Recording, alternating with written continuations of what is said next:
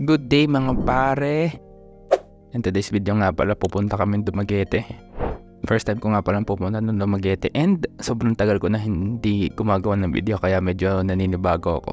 Yan, pagdating namin, diretso na agad sa hotel para magpahinga na konti. Ang stay nga pala kami sa Henya Hotel. Ang Henya Hotel nga pala is located yan sa gitna ng Dumaguete. Yun yung isa sa mga advantage ng pagstay dyan since malapit ka sa airport, sa palengke, sa restaurant, and Watson's Mercury. And yan nga pala yung room namin.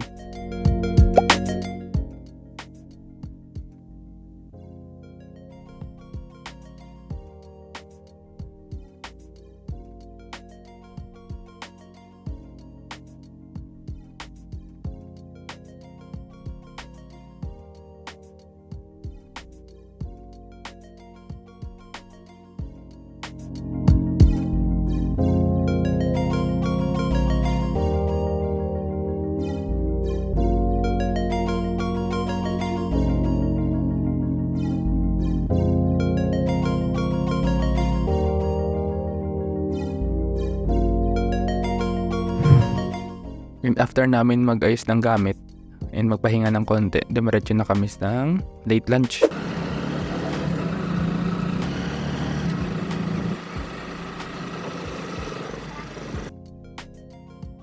Pumunta kami sa Robinsons sa Dumaguete and then pumunta kami sa Moon Cafe.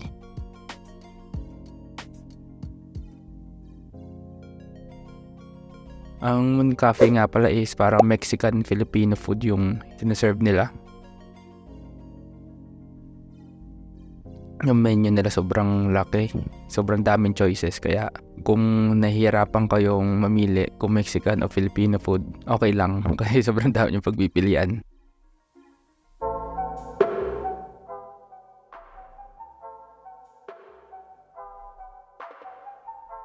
And since late nga yung kain namin, nag-order na lang kami ng wings, fries, saka pizza, and then umorder din ako ng piña colada.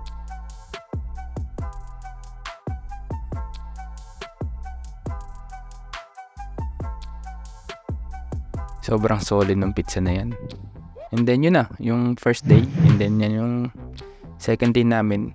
Doon sa nga pala sa Henya Hotel, merong included na yung breakfast. Pero hindi siya buffet. Pero parang 8 or 7 yung pagpipilian nyo. So yan yung pinili ko. Longganisa with egg. And then yung coffee nga pala and yung tinapay is kukuha lang kayo doon sa table na pinakita ko sa video. Kahit gano'ng karami yung kunin nyo, okay lang.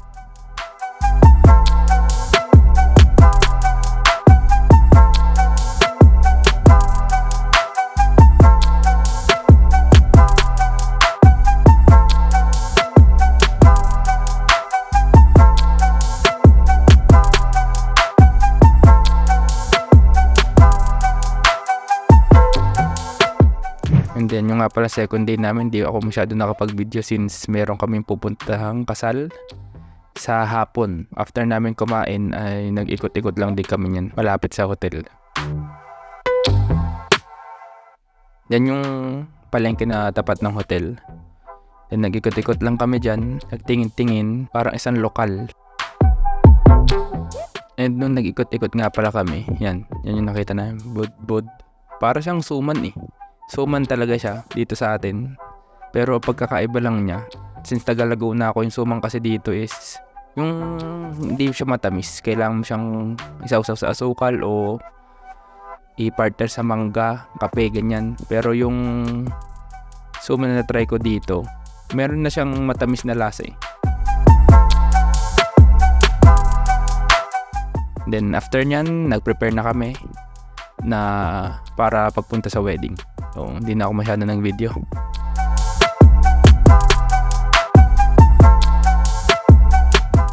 And then, yung third day naman, nag-ikot-ikot lang kami, bumisis sa mga lugar. And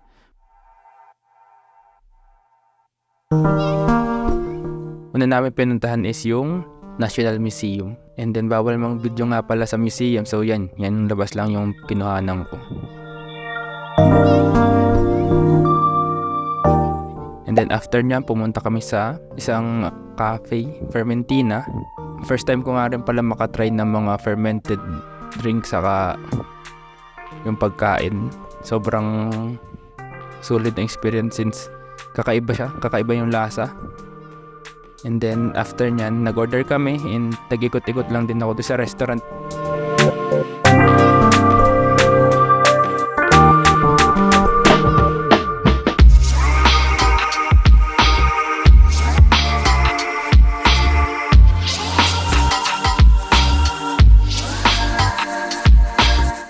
And nga pala sa loob nung lugar, parang meron din ibang restaurant doon sa loob. Tapos parang meron din silang pottery class ata. Parang meron din mga ganun. Hindi ko lang din 100% sure. Pero parang meron din schedule kung gusto nyong matry.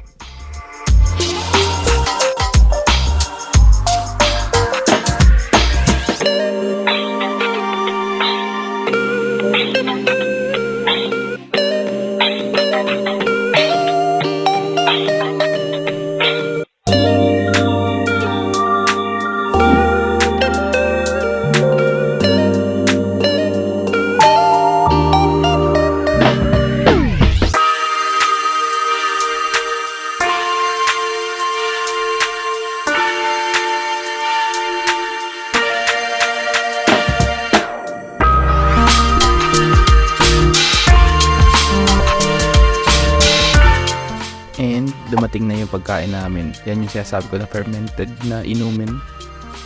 Sobrang refreshing ng lasa. Saka kakaiba siya kung first time nyo lang din talaga makatry ng fermented na inumin. And yung fermented salsa nila with cassava chips. Kakaiba yung cassava chips nila kasi hindi siya yung typical na nakikita dito sa Laguna o sa ibang part ng Luzon. Salsa with cassava chips. First time ko lang din makatry ng ganyan.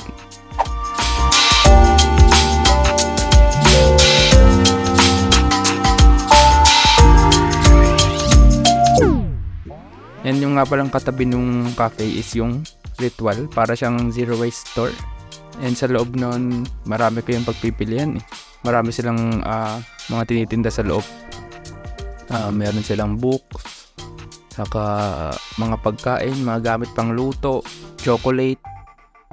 Saka marami silang tinitinda sa loob. Kung makakabisit kayo dyan, mag-ikot-ikot kayo, sigurado na meron kayong mabibili dyan.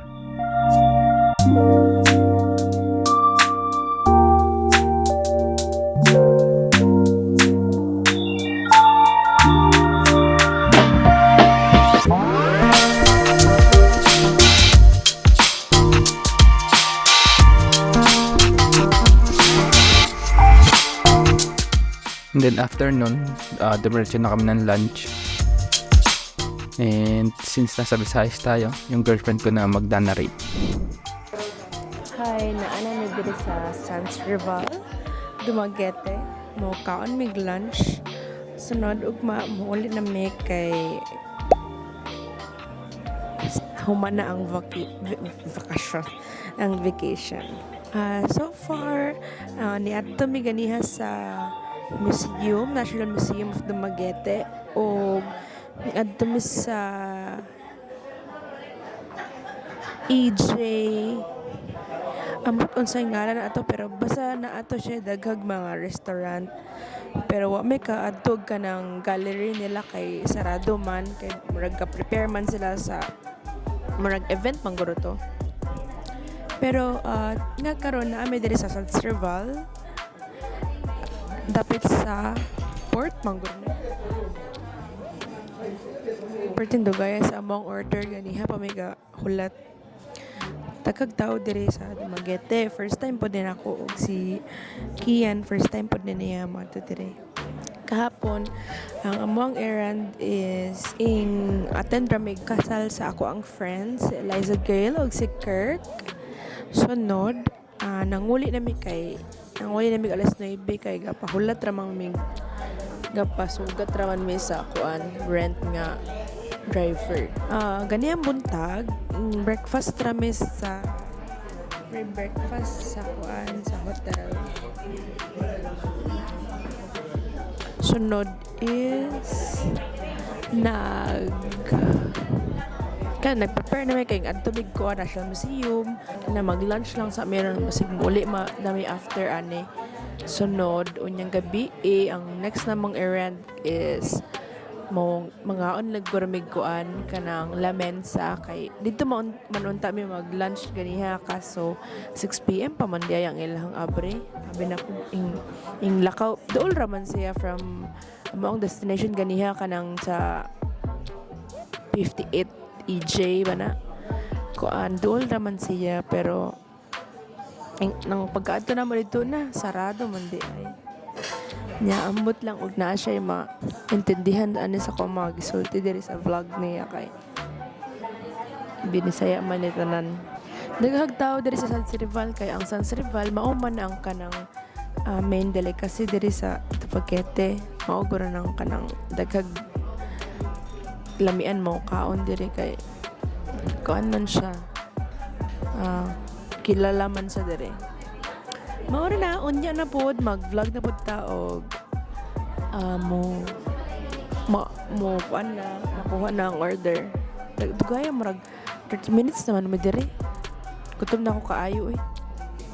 Pakita na ako niyo si Kian kay murag the board na siya, dili na siya mo vlog kay parang wala stuck na siya. Wait lang.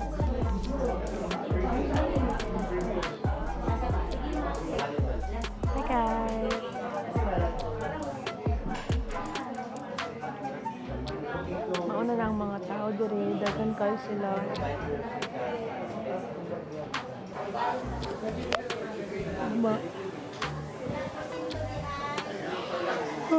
Manguli na may gumakay. Human na ang bakasyon. So far, nag-enjoy naman si Kian kay Dili ka. Ngayon, sizzling steak sir. Dumating na nga pala yung pagkain namin. Ribs saka parang sizzling beef steak. Sobrang solid ng Silvanas dyan. First time ko makatry ng pagkain na yan.